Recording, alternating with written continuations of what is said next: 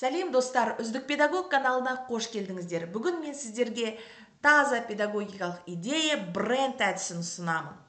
Аты да ерекше, оқушыларды баурап алуға да болады.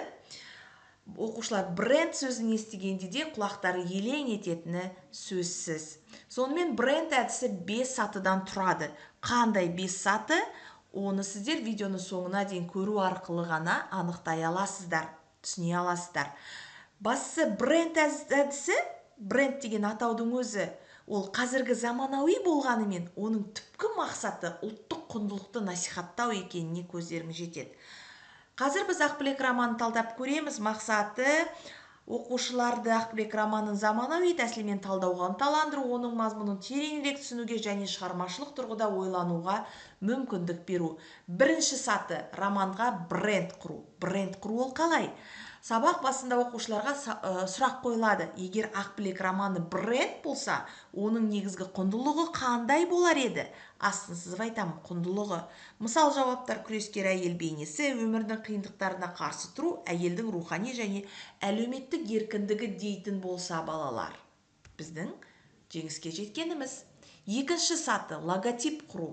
Қазіргі экономикалық сауаттылықтың маңыздылығы жоғары заманда, маркетингтің сайрап тұрған кезеңінде балалардың логотиптің не екенін білген аса маңызды. Енді тапсырма: Ақбілек романына арналған логотип жасауды тапсырасыз. Логотиптің идеясы, мәселен, Ақбілек бейнесі мен тау арасындағы үйлесім, өмір жолын бейнелейтін өзен немесе құстың бейнесін салып беру мүмкін. Үшінші, не деп ойлайсыздар? Слоган, ұран жасау. Мысалы, романның негізгі идеясын бір сөйлеммен жеткіз, бір тезиспен десек те болады. Мүмкін нұсқа: қайсар әйелдің жеңісі, өмір күрес, ал күрес жеңіс, табиғат пен адам тағдырының үндестігі. Төртінші саты бренд құндылықтарын анықтау. Қараңыздаршы, қандай астар жатыр бұл әдісте. Оқушыларға романның құндылықтарын талқылауға бағыт бересіз. Табандылық пен қайсарлық деу мүмкін.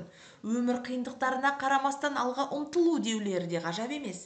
Әйелдің қоғамдағы орны мен еркіндікке ұмтылысы десе де ғажап емес.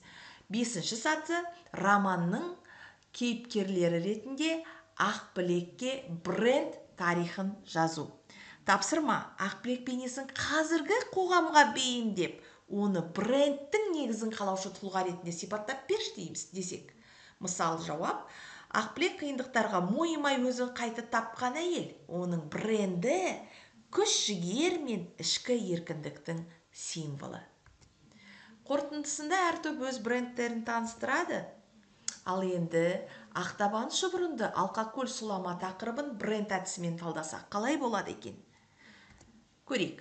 Мақсат оқушыларға ақтабан шұбырынды кезеңін эмоционалдық тұрғыдан түсіндіріп, тарихи оқиғалар арқылы ұлттық рухты сезінуге көмектесу.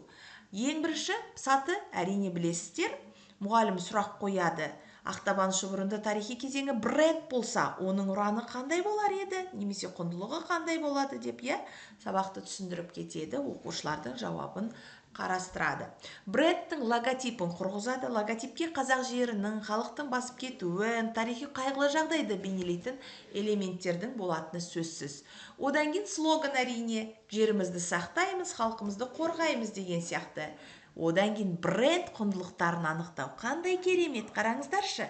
Сабақ барысында ақтабан шұбырынды кезеңінде қазақ халқы қандай құндылықтарды сақтап қалды деген сұрақ қойсақ, мүмкін жауап: бірлік, ерлік пен батырлық, туған жерге деген сүйіспеншілік. Бір қарағанда ақтабан шұбырынды деген кезде біздің құлағымызға Елім-ай әні, зар жылаған халық, негатив қана. Ал біз енді бұны, әрине, негатив екені анық қой. Тарихи құлдырау, тарлан тарих беттері жылаған кез. Бірақ құндылықтарды да ұмытпай, позитив жағынан, позитив десек дұрыс емес шығар, плюс жақтарын қай жерден біз ұттық деп қарап, плюс жақтарын қарап, мүмкін жауаптар: ол бірлігімізді қайда, ерлік пен батырлық, туған жерге деген сүйіспеншілік. Мен түсіндіре алдым ба, ойымды жеткізе алдым ба, оқырман комментарийға жаза кетерсіздер. Бесіншісі, қорытынды тапсырма: әр топ өз брендін әрине таныстырады. Бұл арқылы ақтабан шұбырындының халық жадындағы тарихи маңызы мен орны талқыланады. Сонымен түйін, бренд әдісі арқылы оқушылар ақтабан шұбырынды кезеңін жаңаша көзқараспен түсінеді. Тарихи оқиғаларды заманауи түрде байланыстырып, өз ойларын шығармашылық тұрғыда жеткізеді. Сіздерге бренд әдісі ұнады деген ойдамын, қолданып көріңіздер, нәтиже беретіні сөзсіз. Лайк, комментарий сіздерден болсын. Сау болыңыздар!